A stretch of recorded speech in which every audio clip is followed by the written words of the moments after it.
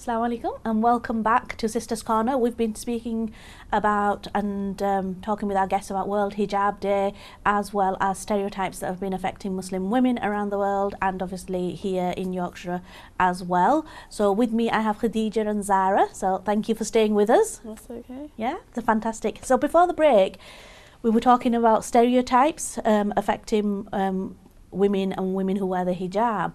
Do you think there's a broader issue around sort of stereotypes affecting Muslim people generally? What do you think are the challenges for being, a Muslim person in the 21st century? I think the media has a lot to play, because there's always that the media stereotyping us as terrorists and in a way keep oppressed again. But the whole situation with ISIS and the the Islamophobia, especially with the Brexit and the Trump situation, I think people, they think it's okay, or they think it's okay to target Muslims or pick out on them and kind of accuse them or make them, kind of hold them accountable for the crimes that other people do, in a way, because when there's a crime one person does, it's always kind of blamed on all Muslims, and there's that blame issue that we have to deal with. It's that argument, isn't it? With the sad loss of life in Quebec in Canada, where if it's and honestly, all credit to that government, because bless them, they're doing their best, aren't they? Yeah. But where if it's a lone person who's not Muslim, then they're acting on their own. It's mental ill health issues, it's ill health, it's poor childhood, all of that kind of stuff. Lots of reasons given, and sadly, in many cases, or maybe not all of them, if it's someone who's Muslim, then automatically it must be terrorists. It must be ties to bigger things, and a disturbed childhood. A disturbed teenagehood where they've not had the right appropriate challenge to sort of understand and process the world and the things that are going on. That's never brought into it. It's just definitely got to be one or the other, doesn't it? And that's something that worries me a little bit, this business of there's a good Muslim or a bad Muslim as well in some places. Yeah, exactly. And I think, media attention like that, negative media attention, is leading people to become prejudiced, subconsciously even.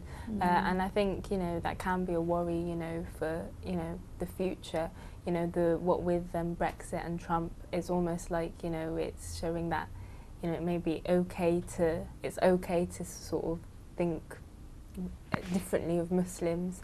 And anyone who's different, actually, because exactly. Sadly there seems to be a resurgence of acceptability of racism. I don't think it ever really went away. I think it was more subtle, but at the moment just around the globe, and certainly with the phenomena that is the Trump presidency at the moment, it's just you can't get away from it. The either overt or covert racist undertones in everything that's coming out of there, as well as sexist, actually. So there's this some law changes happening in Russia at the moment that just absolutely beggars belief, which is that around the domestic abuse sort of world, the change in legislation, which kind of means the woman's got to be apologetic of her abuse, etc., and puts up. There's just some, lots of things are going backwards. It feels like than forwards, definitely. And it does feel a bit more worrying time to be different, and it's hard not to feel it quite personally. I don't know how you guys feel. I mean, I think, as I think just wearing a hijab, you're sort of almost part of a minority, in many settings and environments, and with all the media attention, it can be, almost disheartening, I think. And equally, I mean, I feel compelled to say this because, like I said, I have a lot of friends who are not Muslim. Actually, generally, maybe it's because we're in Bradford, we're quite lucky a lot of the times. We're in our own little bubble. Lots of people are very decent human beings who the hijab is neither here nor there. They're full respect of the law, full respect of people's right to practice their own faith, and just good people who are happy to engage with you just because you're a decent person to them. I mean, some people like you, some people loathe you, but it's not because of your scarf. And I think that's the important thing, isn't it? It's people are willing to see past your clothing decisions in a way, and get to know the real you.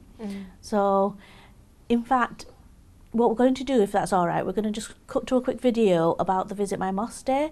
And so, we've been talking about, lots of issues, lots of challenges, stereotypes affecting Muslims and that are on the global scale, you know, affecting Muslim people. So this is obviously a national initiative which was called Visit My Mosque, and the initiative was about getting non-Muslims into mosques to understand, ask questions, and just familiarise themselves with what goes on there, because there's a bit of a mystery around it for some people. So we'll have a watch and then we'll come back and talk about that.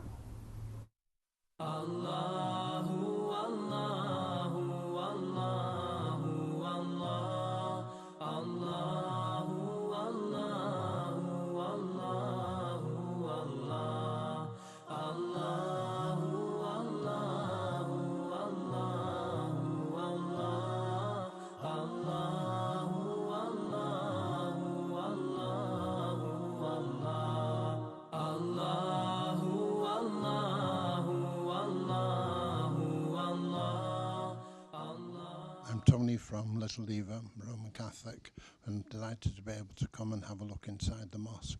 I've never been in one before. It's very, very impressive, very big, and somewhat different than I thought it might be. I've just seen the prayer service, and again, that's so different, but very, very impressive and quite effective. Is there any difference in significance between Mecca and Medina, or? Right, okay. Now, Mecca has been there from day one. God Almighty asked Adam, peace be upon him, to build this Mecca. Mecca wasn't built by the Prophet, peace be upon him. It was always there from day one. He asked him, every single prophet that had come down, he would ask them to build this in such and such a way, and then rebuild it because it needs rebuilding now. Mecca was where the Prophet, peace be upon him, was born. Medina was the place where he migrated. He was asked by God Almighty to migrate, go away from here. Go away from here because of the persecution of the non-Muslims, of the pagans of the time. And of course, not only that, there was another ulterior motive of God Almighty, that he wants to send his beloved Prophet, peace be upon him, to Medina. This is the place, this is going to be your final resting place. This is where you will be, hence the significance of those two places. I saw the invitation come up on social media to invite us into the mosque, and straight away I thought, I've got a little lad who's 2, and I wanted him to come along so that he doesn't understand, but he has a little bit of a flavour of what a mosque is all about and what your religion is. So as I say, I've come along. My wife and her cousin have come along with their 2 kids, and they've lived in Bolton nearly 40 years, but they've never been to a mosque. We are offering some sunnah tables. We've made a sunnah table for the people that are visiting Zakaria Masjid. It's just to tell them the virtues of the food that the Prophet used to have and what different varieties there are. We only have a few foods around at the moment, but it's just to show them that these are the things that you can eat which help the body, which help repair the body, which help with everything else as well, basically. So so these are all the things. Can I show that? These are just all the things that we've got on the table at the moment. So we've got Zamzam water, we've got milk, we've got bread, we've got dates, honey, olive oil, vinegar, barley, figs, mushrooms, pomegranate, melon and grapes. These are some of the sunnah foods that the Prophet used to have and recommended for the people to eat as well. Hello, my name's Brenda. I'm Unitarian minister from Atherton. I've brought some of my congregation along today so that they could learn something about Islam and have a look at a mosque. And they've all been absolutely delighted, and we've learnt so much today, and we're so thankful that we've got the open days so people can be educated and all learn from one another and from our separate faiths. And thank you very much. The mosques are open every single day for you. Anybody wants to come in, please come in. Islam is not what the media makes it out to be. The rights of women is not what the media says, that the women are being oppressed. No, of course not. It's not a religion that oppresses anybody, let alone women. So, brothers and sisters, all the viewers, you are welcome to come down anytime to any of the massages all over the UK. You are welcome. And once again, please enjoy your time. And whatever questions you have, do not hesitate to ask. Thank you very much. Hello, my name's Susan. It's my first time I've visited a mosque. I found it really interesting. You see these buildings on the sides of streets and you see things on the news, and when you come into the building and meet such wonderful people, It's such a pleasure. Thank you for having these open days, and I hope you have more. Allahu, Allahu, Allahu, Allah, Allahu, Allahu, Allahu, Allah. ربنا آتنا في الدنيا حسنة وفي الآخرة حسنة وقنا عذاب النار. الله الله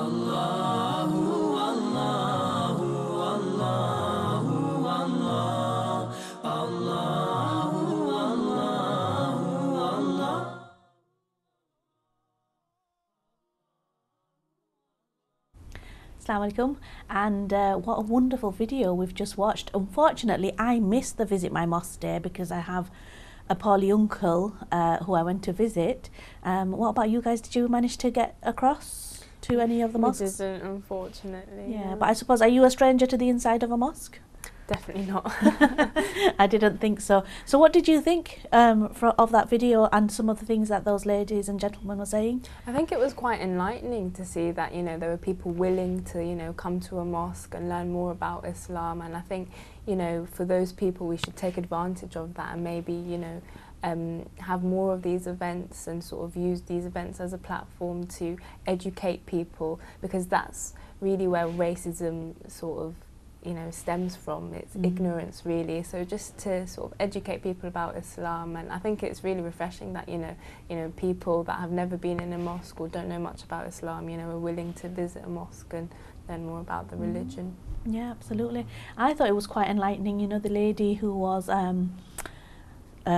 or the chap who was saying his wife had lived in Bolton for 40 years and never stepped foot inside a mosque. So you can imagine, though, then why people might get a little bit suspicious and a bit worried about what goes on and a bit curious, actually. So I think it's fantastic that there's such an opportunity for people to go into a mosque and find out and be welcome as well. So, because there is those fear levels. I know amongst my sort of Facebook friends and family connections, there were a few people who wanted to go because it's still quite a bit of a challenge, and I was saying, well, I'll come with you as a companion, but then unfortunately I couldn't. So we're going to organise a separate visit, inshallah. So that's another option as well. If people couldn't do it on the 5th of February and you've got some friends and, you know, colleagues or, you know, fellow students who'd like to pop along, you can just, you know, get in touch with one of your local mosques, and I am certain, inshallah, that they would open the doors and, you know, make people feel just as welcome.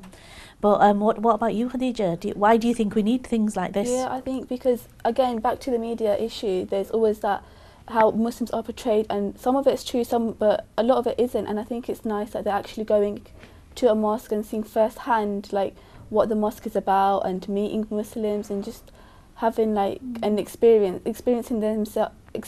it themselves, and just having like a firsthand like knowledge and actually meeting people. I think that's really nice. Yeah, and mosques are not the places they used to be a long time ago, because there's been a lot of criticism of them, you know, around safeguarding children, all sorts of things, you know. Even the learning and teaching practices have changed significantly as well.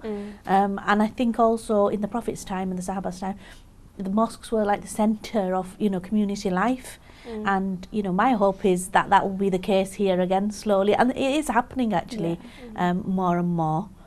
But the other question I wanted to ask is, it's interesting on the film, one of the guys was saying it's not about oppressing women, etc. How do you think we're doing with I know in the Middle East, you know, and most other Muslim majority countries, women are welcome in mosques and there's always facilities for them. How do you think we fare? Because both of you are not from here, as in not from Bradford. How do you think we fare here? Here in Bradford? Yeah, in terms of accessibility and, you know, openness. I mean, I think as a student coming to Bradford 3 or so years ago, I think I was a little shocked that, you know, there wasn't as many mosques that had a women's section as there are in London, for instance. And I think that, you know, women should have the, you know, chance to go to a mosque, you know, because, you know, we all go for different reasons. So yeah, but I think, you know, there is Doha Mosque that has a women's section, and I think, you know, we are getting there in terms of, you know, having more facilities for women in mosques. No, I found as well I am native born here, you know, and I found over time it has increased and it is improving. So, Yeah. you know, Yeah, everything, definitely is. we're always on a journey with everything, aren't we? And now we also have the Muslim Women's Council are planning Muslim women-led sort of mosque as well in Bradford, and good luck to them. But there are also lots of other places who are open and welcoming, which I think is really interesting. I know some people would say, why are we bothering with this? It's our religion, we should just carry on doing it. What is all about that? What do you think? Whose responsibility do you think it is to address these issues that you've been talking about, you know, with the media and misrepresentation of Muslims? Is it Muslims or is it non? Who should be doing something about this? I think Muslims, because we're being represented a certain way, but we need to make sure that we overcome any misconceptions about us and show people how we are actually as Muslims. That I think that's like the main thing we can do. Obviously, like interact with non-Muslims, let them decide what they want to believe instead of just hearing it from the media. I think they should take their opinion and base it on like an interaction with an actual Muslim. And I think our behaviour towards people non-Muslims, I think that goes a long way as well, because then they can just look at the media and say, okay, that's saying that about a Muslim, but I've met Muslims and they're nothing like that. And I think that's a good way of and I think it's really you can get your way across, you can make your point more face to face rather than by media. And there is something, isn't there, about just because, like you see in the print press, you know, in the media basically, where someone will have a Muslim name, they've got the mugshot next to them, and it's how do we get to the point which goes, they may have a Muslim name and they may be Muslim because that's they you know, they've done the Shahada, they believe in God and they believe in the Prophet, you know, but their behaviours are not Islamic, and that's where people need to be able to separate the two, don't they? Because there's lots of people who believe in, you know, Jesus or Buddha, but it doesn't mean that their criminality is based on their faith, does it? And that's what one of the challenges I think we have, because it's like in Islam, it's if you're Muslim, you've got a Muslim name, anything you do must be somehow acceptable in your religion, and that is not the case, is it? Definitely. In most instances, well, all instances as far as I know, but yeah, definitely. I mean, you know, when, you know, if someone of a Christian background were to commit a crime, no one would ever sort of blame it on the religion. I think, you know, as individuals, people are responsible for their actions, and you know, I think it's almost fascinating to see how the media just, you know, automatically jumps to conclusions. Well, it's like I think I was watching. There's all sorts going around on social media, but there is this very clear point that's made, which is if ISIS are about as much Islamic as the Ku Klux Klan are Christian, clan are Christian. So these are the ones with the white pointed gowns in America mostly, and I think that's a really important distinction to make. But the reason I asked the question about responsibility was because in society, as Muslims, we all have responsibility to behave in an appropriate law-abiding way, but also it's the teachings of the Prophet. You know, we behave with manners, with dignity, decorum, we smile, we help other people. These are all Islamic traits that we're encouraged to have and to exhibit as often as possible, obviously. And so I think in that sense, I think one of you said it's a very individual responsibility, but then there is a societal one which you talked about, Khadija, which is, you know, creating opportunities for people to get to know each other. Yeah, definitely. I think and I think actions speak louder than words as well. So it's really important just to, you know, as you said, you know, it's the traits of, you know, the Prophet, peace be upon him, that we're exhibiting, you know, especially when we're interacting with non-Muslims. You know, they may have misconceptions about us, and you know, as individuals, you know, we all have a role, you know, in sort of, you know, knocking that down just a little bit. And I found myself, it's really interesting because people do have, and they're not always bad preconceptions. Some people are just worried, they just don't want to offend you, so they don't want to ask certain questions. In fact, they're just being too nice sometimes. You know, it's the opposite way as well. So not everyone I come across isn't terrible. In fact, most people aren't, to be fair. But it's really interesting when you start talking and you get beneath it and you're just having a good laugh and a giggle with someone, and it's like, oh, I wouldn't have thought that, you know, a day ago or 3 weeks ago, that's what we'd be laughing over, you know, and it might be I don't know, I like kite flying, for example. See, and that's not something that automatically, if someone imagine the stereotype of a Muslim woman, think, oh look, on a Sunday afternoon she gets a kite and goes off to the local park. It's not what people would imagine. And I think, but if you didn't talk to me and you didn't spend time with me, you wouldn't get to know that. Yeah. And I'm quite easy to get to know because I'm very open about stuff. But some of the people, they might be just shy. So it's not that they're oppressed, it's just they don't have the opportunity or they don't feel as confident. And I'm discovering there's a lot of that on all sides. So, you know, within the last few weeks, at work, there was someone who said to me, Amria, up until I've started to get to know you, I've never really had a one-to-one conversation with a Muslim woman. And that's in Bradford. So it's quite telling, and that I have not got any horrible vibes from this person. It's just opportunity and a little bit of confidence for them to say, well, okay, let me see what I can find in common, you know. And then it might happen that you talk about that you like the same television show, or you both like, you know, the going to coffee shops or whatever it is. The common stuff comes out, but you just have to get past that initial little bit, don't you? Definitely. So, ladies, we are nearly at the end of our show, so we've just got a few minutes left.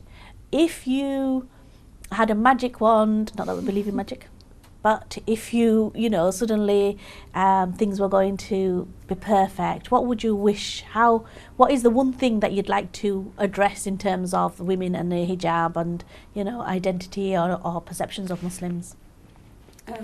I would just encourage people, if you don't feel that you know enough, or if you feel that you're, you know, instead of making misconceptions, just ask questions, you know, learn more about the topic. You know, knowledge is power, you know, and try not to be too swayed by what's on the media and, you know, to rely on unreliable sources. And I would say to just, you know, ask questions and be open. And, you know, for even us Muslims, we all have a role in, you know, educating people about the religion. And it's not necessarily about what we say, it can be about how we act, you know, acts of kindness, our demeanour, you know, just, you know, smiling to a non-Muslim, that can change their perceptions towards us. So I think it's just addressing the importance of that and just encouraging people to do that.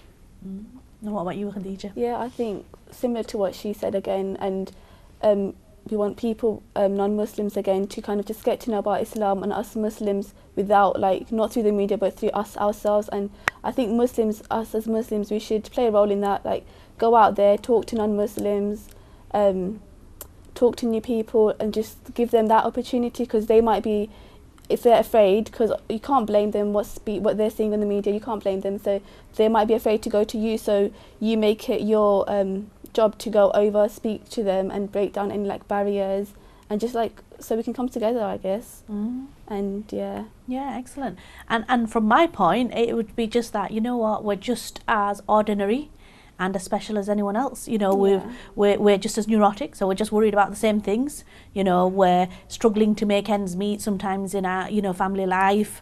You know, we worry about buying enough toothpaste or whatever it is. It's just very ordinary stuff. So really, like you both said, and you said it beautifully as well, inshallah, is we just need people to connect with us as human beings, because that's what ultimately, you know, we all are. There is no such thing as, you know, different races. There is one race, and it's the human race. And yes, we all choose to, you know, express our faiths in different way, and we believe in slightly different things, but inshallah, just, you know, take the opportunity to get to know people, ask questions. And on that note though, and you've summed that up beautifully for us, I'm going to thank you, Khadija and Zara, for the time you've taken to come here and talk to us, but also for the excellent work you're doing, you know, with the World Hijab Day, and just generally, you know, being alhamdulillah, you know, really good examples of decent human beings. Credit to, you know, your faith, and credit to your families as well. So all that remains is for me to wish you good luck with your studies, which I'm sure you're working really hard on, and I'm sure we'll see you back here soon. So inshallah, until next time, Assalamu alaikum.